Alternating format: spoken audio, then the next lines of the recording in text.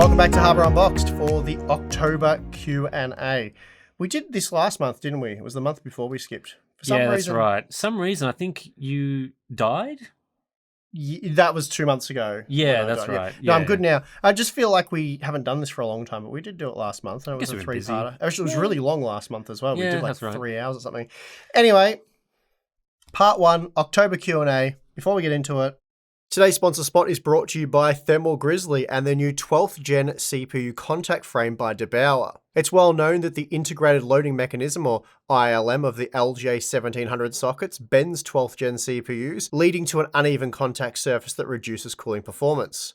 Solving this issue, the contact frame replaces the ILM, allowing for a much more even contact with the CPU's IHS and the base of your cooler, which in turn reduces operating temperatures. Installation's quick and easy, and thanks to the use of anodized aluminium, the contact frame is non-conductive. And then, for those of you who wish to further maximize contact, Thermal Grizzly now offers an optional lapping tool, so for more information, please check the link in the video description. Do you think reviewers for the DIY market often miss the fact that it's OEMs for systems and other components that want a regular release cadence, even if there isn't a real need for it based on new chips that are available from AMD and Intel? Just so you know, they don't have their resources sitting idle waiting for a long release cycle. Right, so this is sort of in reply to the 14th gen. The poor reception of 14th gen by reviewers. I don't know if it's reviewers sort of only, well, I mean, we're focused on the DIY market, the retail market, for obvious reasons. Don't really care about other markets because they're not really relevant. I don't think the relevancy of brick and mortar stores like, I don't know, what do you got, Best Buy in the US, we got JB Hi-Fi here in Australia, stuff like that. I don't think that really matters. Like, we're not like, you know, going, oh, well, as sort of dodgy as this seems, this refresh, this rebranding of existing products, it's okay because, you know, those guys want to sell, you know, your parents, your grandparents, a new desktop PC or something, and they want to be able to go, this was just released, this is the latest and greatest thing, you know. And we did acknowledge that in our review anyway as a reason for why they've done this. It's to boost, you know, those sort of main channel sales, but I think if anything, it's worse because it's taking advantage of less knowledgeable people. Like the DIY market is all enthusiasts doing research and watching reviews and stuff. If you're talking about people buying like pre-built systems, it's mostly, as you said, like grandparents looking for upgrades. Not that that's everyone, obviously. There's a lot of just general mainstream buyers, but often what you see in the the OEM market is they'll release the new 14th gen system at its, you know, new fancy MSRP, like it's a higher price, or they release it at the same price then heavily discount the old model. And if the main difference that you're seeing there is 13th gen at a discount versus 14th gen at the full price, then that's sort of, I guess, maybe misleading customers into thinking that it's worth paying the premium for the new 14th gen model, whereas actually the two are much more close in performance than they otherwise appear to be. Whereas if they were both 13th gen systems, then you'd be looking at them being like, oh, well, there's this new 13th gen system at, you know, $2,000 and the old 13th gen system at $1,500. Why wouldn't I just buy the old model? It could be a situation where the older model has better hardware as well accompanying the CPU. Yeah. Whereas the newer stuff, they got cheaper stuff. Anyway, it's bad for everyone. Yeah, I think. It's not a valid reason. It's not something that you should consider in your review. So I don't think it's something that's being, whether it's being overlooked or not.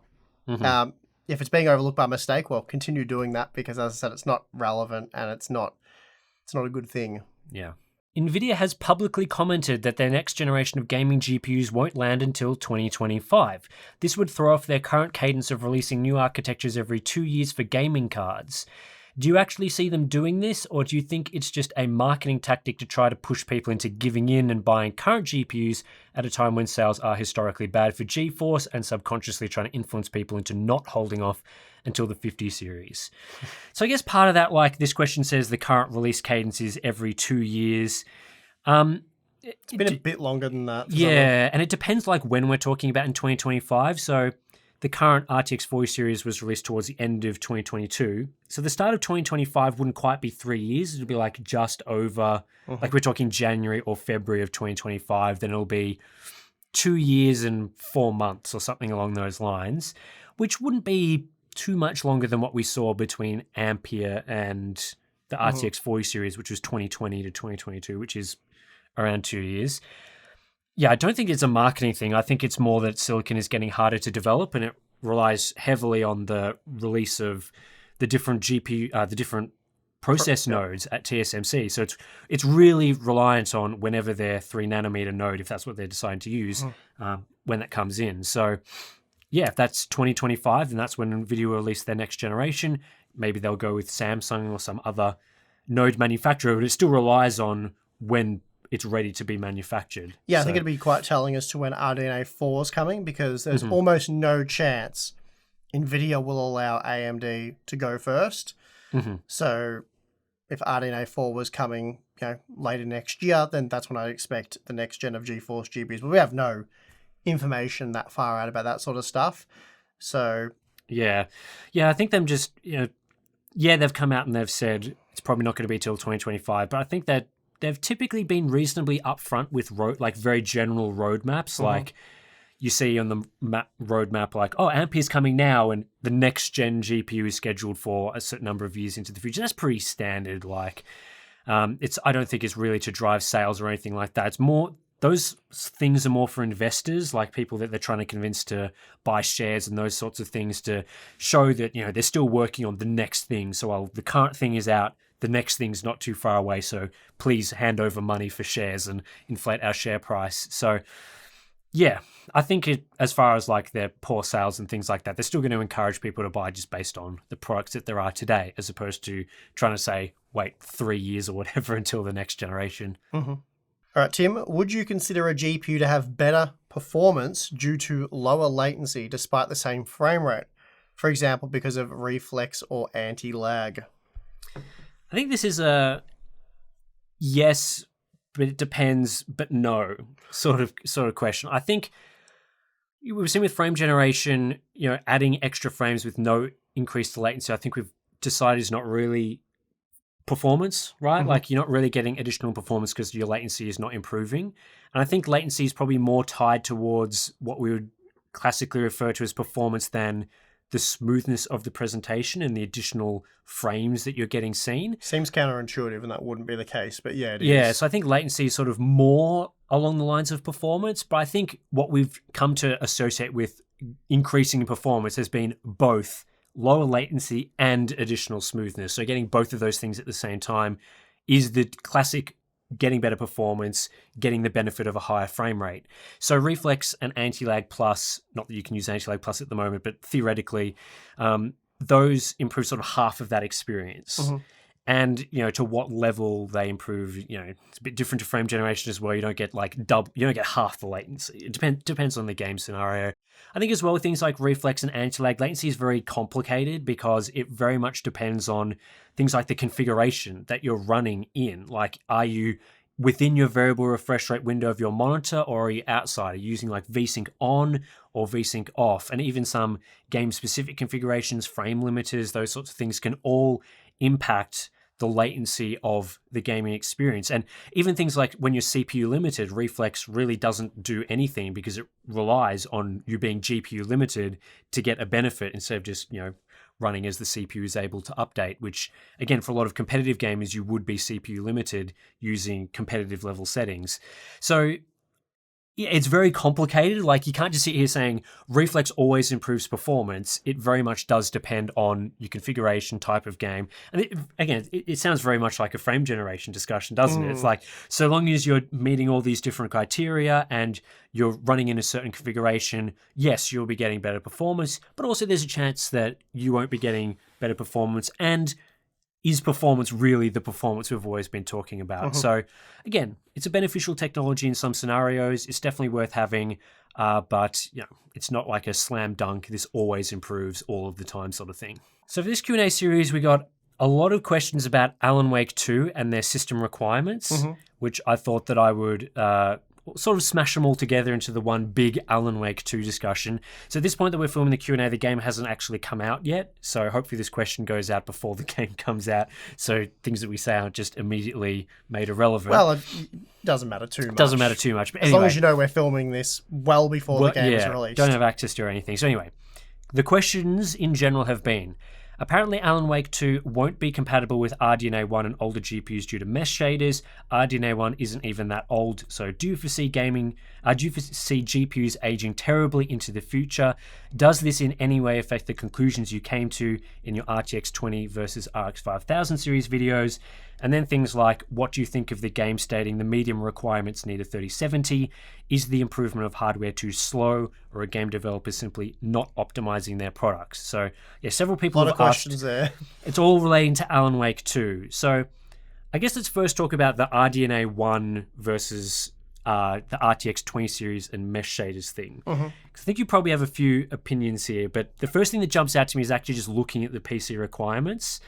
So for Alan Wake 2, they're recommending an RTX 2060 for 1080p, 30 FPS, low settings, using DLSS quality. At 1080p. At 1080p. So this brings up the question of, okay, so RDNA 1 does potentially, the developers have sort of made some statements saying that it probably won't be supported. We'll see whether that's the case in the final game.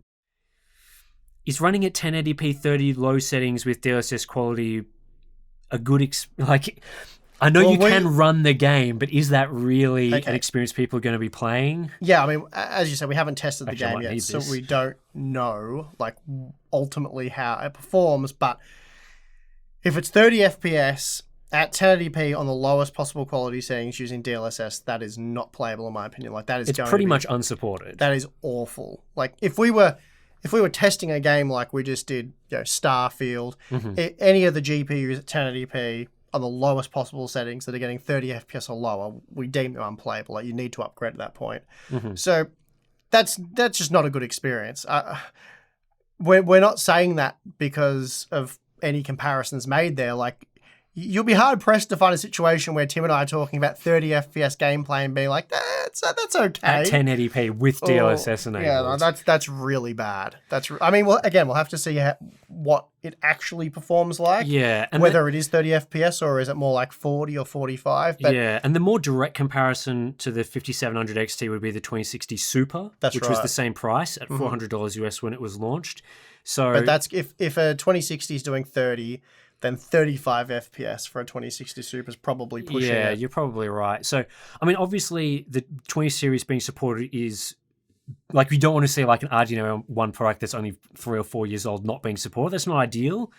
But a significant part of the 20 series was faster than that product. So, expecting cards like a 2080, 2080 Ti, 2080 Super, and even the 2070 Super type of products, even if, there's just no RDNA 1 products at that sort of price or performance level. The 5700 XT was around the performance of a 2070, but yes, a 2080 and stuff, if those type of products were being unsupported when they could potentially run the game at 1080p 60 FPS level of settings, then that would be no good. And so what you're saying is mesh shaders aren't the issue. If a 5700 XT was supported but was giving you 33 FPS on average with FSR2 at 1080p using the lowest possible quality settings. Yeah, it's basically as good as not supporting it. It's a write-off, and that product's it's 4 years old now. It's a little over that. It's a couple of months over that. So it's a 4-year-old product. We revisited it last year. It was having its way with the 2060 Super. It was 13% faster on average at 1440p. In a lot of games, it was 20% faster or more. It doesn't have ray tracing, that sort of stuff, but ray tracing on a 2060 Super is kind of crap. It's aged really well. It's been a good product. And our recommendation for it has aged extremely well because of the potential during the cryptocurrency boom to get 3 times your money for it, something you couldn't do with any of the Turing GPUs. So if you'd followed our advice, you would have bought a 5700 XT. And then if you continued to follow our advice, you would have either upgraded to a 6700 XT for free. Was you could sell it used on eBay in most regions, not just the US, but most regions for the same price that you could then buy the 6700 XT new, even when the 6700 XTs were well inflated in price. Yeah. So you could have got a free upgrade to the next gen or cashed out at 3 times what you paid. Yeah. So really no gamer should have an RDNA 1 GPU at the moment, unless you've gone back after cryptocurrency and bought a dirt cheap $100 version. Not that I'm saying that this is an excuse to not have it supported, but the target audience for a game developer for RDNA 1 at the moment should be very deprioritized because there really is not a significant audience for that series. Even if the 2060 Super was delivering 60 FPS in this title, right, and the 5700 XT, let's just say, didn't work at all, would that change the recommendation for something years ago for a card that was offering substantially more performance in the Radeon GPU for 4 years? I think I would still recommend, because generally the bulk, the weight of our recommendations is largely on what it offers you here and now. And, if it's very obvious that in a very short period of time it's going to be awful, then we may try and factor that in, but then you almost never see that. I mean, we would have been burnt if mesh shaders became supported in all games straight 2 years later. Yes, that's right. Like, that would have been a really horrific recommendation. But we knew there was no way that was happening. And so 4 years on, we've potentially got one game coming up where a 5700 XT won't work, and let's just say the 2060 Super was getting 60 FPS, which doesn't seem like it's going to be the case. I still wouldn't be wanting to reverse that recommendation, because 4 years of getting a much better product, in my opinion, is pretty good.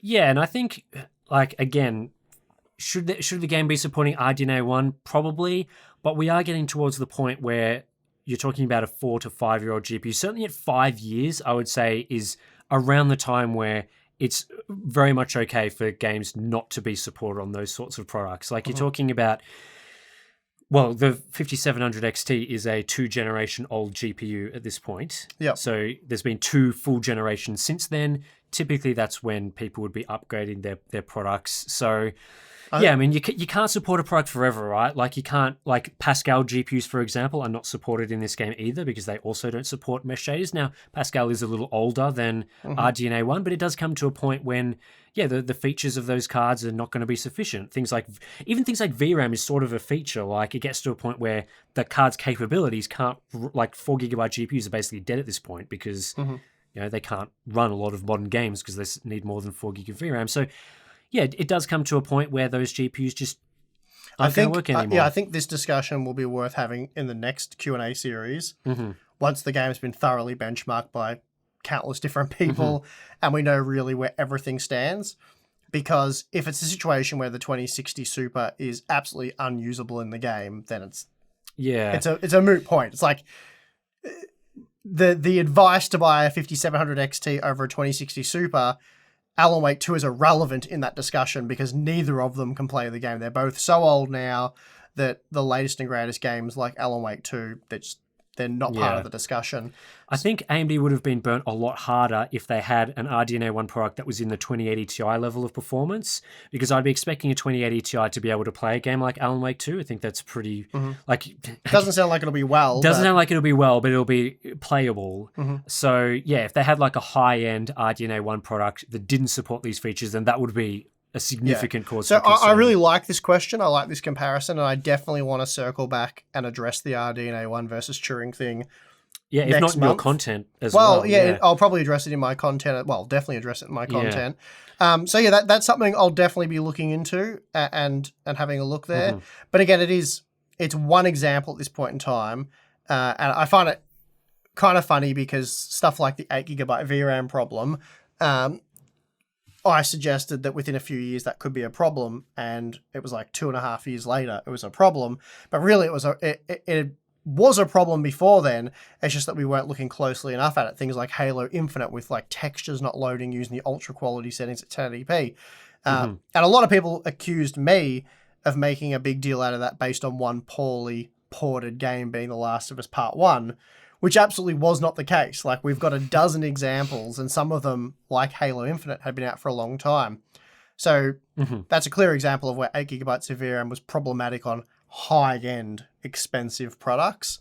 Whereas mesh shaders, we're talking about a product... It's kind of funny, right, making the comparison, because not only was the 3070 much newer than a 5700 XT, it costs more, and it has problems in these games, and we were accused of blowing that up. But then we haven't even found a game yet where the 5700 XT doesn't work. We potentially have one now, finally, after 4 and a bit years. how relevant is that? Hard to say. Anyway, we'll test it. We'll get back to you on that one. Yeah. So the other part of this question was, what do you think of the game stating the medium requirements need a 3070? So I believe the specifications were saying either, I think it was like 1080p 60 or 1440p 30 or something like that, using medium-ish settings with DLSS enabled. So this sort of brings us back to the VRAM thing. Yeah, so I think it's either VRAM or just the fact that a 3070 is not powerful enough, a high-end powerful product anymore. Like, we're talking about a GPU that is now 3 years old. Yep. It was a mid-range GPU to begin with at $500. Now, people will question whether $500 is a mid-range product, but these days, in the range of offerings at the time, it was in the middle of the performance range.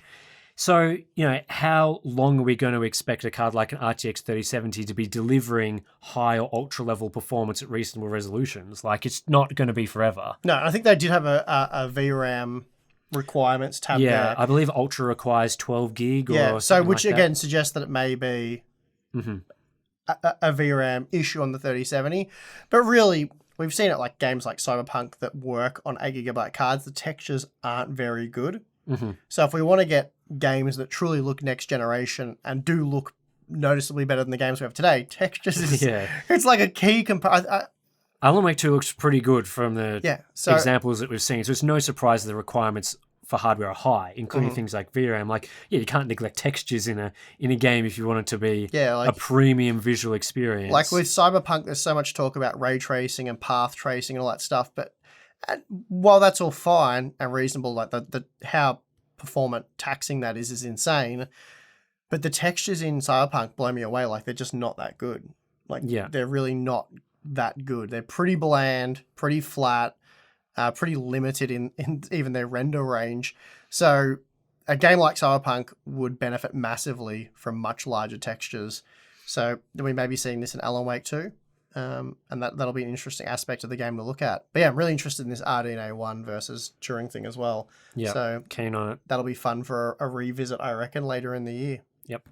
Do you think Intel will ever make APUs for desktop sockets? They already have the laptop chips with the bigger iGPUs without the L3 cache. Compromises of Ryzen APUs. I mean,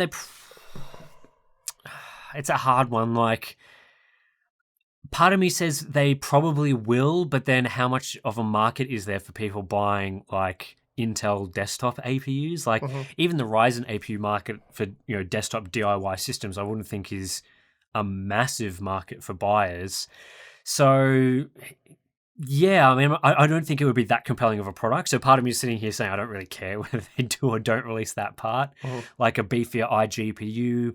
I know people always like, when are we going to get this scenario where APUs replace like low-end GPUs? There's always been the discussion like, I'm not going to buy a $200 GPU, I'll just buy a whole APU. It's really never going to happen. So it just doesn't make sense. Like, I get it in the sense that it's appealing to have like a Ryzen CPU like the 5600G, which is cheaper than the 5600X, and you're getting pretty good CPU performance there with hopefully like entry-level GPU performance at that lower price point. But you just don't get that because that's why the CPU is affordable. If it had all the things it needed to actually compete with an entry-level GPU, it would be as expensive as buying like the CPU plus the entry-level GPU. Like, it's not like creating them all on the one package is actually more difficult than having them as two separate components.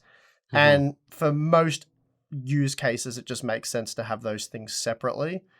Yeah, and I think part of the difference between AMD and Intel as well has been that AMD in the past has had their desktop chips not provide a GPU at all. So they've had the APU option for people building, if they need basic GPU acceleration or hardware encoding for videos or things like that, then you get the G version that gives you the APU.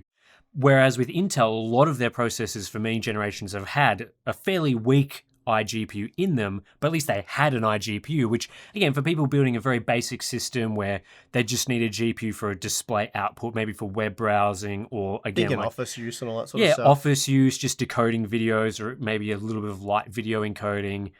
They've had those processors already. So, like, what is the market for that better GPU, but not just for people who need those features? Like, the GPU performance of those parts is not going to be good enough for a lot of applications where people would be considering a proper discrete GPU. So it kind of would sit in no man's land. I think that's probably why AMD as well hasn't really made any moves towards bringing a better APU platform to AM5 just yet. Whether or not they do that in the future, I don't know.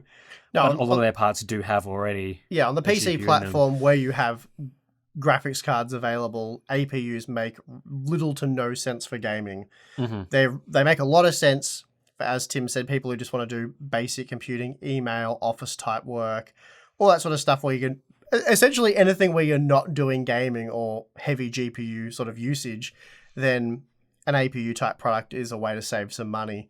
But for gaming, you just time and time again we've seen it just makes more sense to buy a discrete GPU than an APU. All right, Tim, I think I've got a pretty easy one here for you to answer. Oh, nice. Whew, no sweat this time. Well, I might have oversold it. If your GPU can't achieve 144 FPS, is there a reason to still get a 144 Hz monitor, or is FPS and screen refresh rate completely unrelated? Well, they're very related. Yeah. Very, very related. I mean, I guess it depends what you're coming from, because like if you've got a 60 Hz monitor and you're not getting 144 FPS, but you're getting above 60, then there's still definitely a reason to get a high refresh rate monitor, because they're all variable refresh rate these days. So if you're playing at, let's say, 80 FPS, well, your 60 Hz monitor isn't going to be able to display all of those frames. Whereas you get a 144 Hz monitor, variable refresh rate, you turn it on, now your monitor's running at 80 Hz, matching the exact frame rate of your GPU. So it'll be nice and smooth, you're getting that benefit over 60 Hz, and yeah, it'll just be better. And that applies to any refresh rate inside that refresh rate range of your monitor. So it could be 130 FPS, it'll run at 130 Hz. It'll be 120 FPS, runs at 120 Hz. So that's the beauty of the way monitors work today, and that will certainly give you the additional smoothness and a bit of a clarity advantage as well, just because of how sample and hold monitors work. You see things in motion, they'll look clearer, they'll look better. So yeah, definitely there is benefit to getting a 144 Hz monitor if you can't hit the highest level of that refresh rate. And on top of that, you may not be getting 144 FPS today, but maybe in the future you'll get a GPU upgrade and you will be hitting closer to the top of that refresh rate range. So yeah, it just opens up that future proofing possibility for you as well. So yeah, highly recommended these days to have some sort of high refresh rate display when PC gaming. All right, Tim, an interesting one here. You might have some insight with all your GPU pricing update videos. You just did one, in fact. Yep. Should I get an RTX 4080 or just get the RTX 4090? Is the RTX 4080 value really that bad? Well, according to your latest video, which I did watch in its entirety, the 4080 has dropped roughly $100 in price, $110 you had, whereas the 4090's got up $100. Yep, so it's getting worse for so 4090. It's very expensive for a 4090 these days, and the 4080's got a little more reasonable.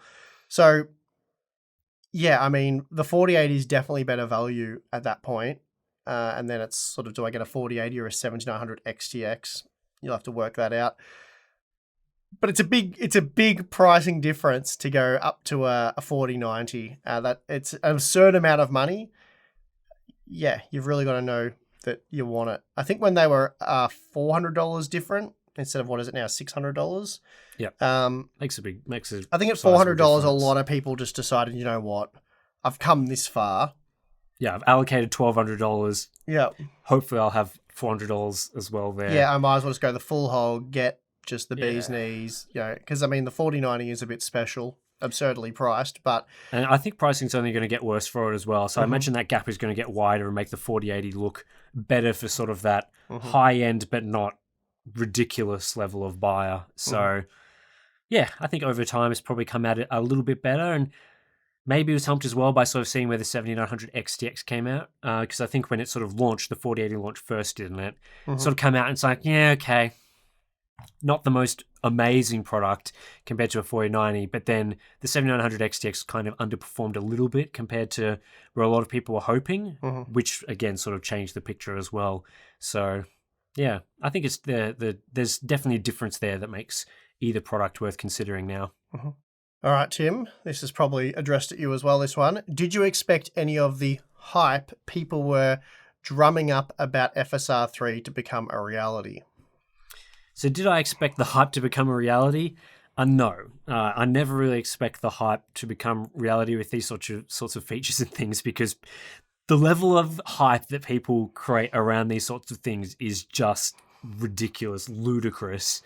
So it's pretty much never going to match that. I think it certainly could get closer to what people were sort of expecting it to be, sort of the frame generation for all type of technology that works really well across all GPUs. Doesn't really do that at the moment, but I think it has the potential to, because as I said in my video, the quality of the generated frames is reasonable. That part of the tech seems to work well. It's just sort of all the other related stuff, like not really pacing frames super well.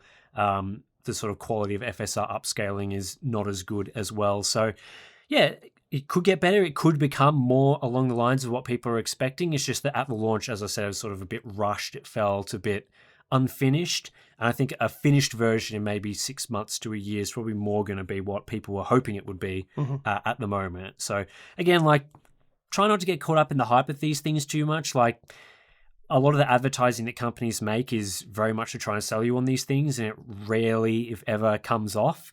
They're sort of very much pushing a certain thing, and I think just wait and see and evaluate it for yourself, really. Yeah, I think the question was probably more directed at people getting it and using it ahead of actual reviews.